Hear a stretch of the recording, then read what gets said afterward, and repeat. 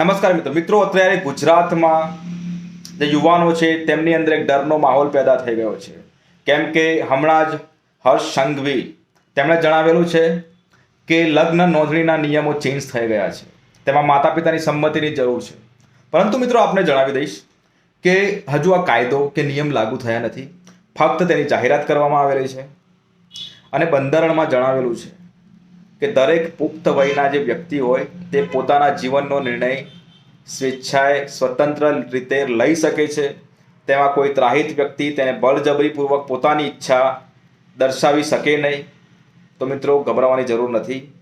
18 વર્ષ અને 21 વર્ષ પૂર્ણ થઈ ગયા હોય તમે મેરેજ કરી શકો છો. મિત્રો અત્યારે કોઈ નિયમ લાગુ થયા નથી, ફક્ત જાહેરાત બહાર પાડવામાં આવેલી છે. સાચા ડોક્યુમેન્ટ્સની સાથે જો તમે અરજી કરશો, ડોક્યુમેન્ટ્સ આપશો તો પ્રોસેસમાં તમારી જે લગ્ન નોંધણી કરવાની છે તે નોંધણી થઈ જશે. મિત્રો અન્ય કોઈ પણ પ્રકારના મેસેજીસ, ક્વેશ્ચન કંઈ પણ હોય, શંકા હોય તો મને કોમેન્ટમાં જણાવજો. અને આ નિયમ વધુ જો જાણવા માંગતા હોય તો એડવોકેટ અલ્પેશ વાઘેલાને ફોલો કરતા રહેજો. મિત્રો જય હિન્દ, જય ભારત.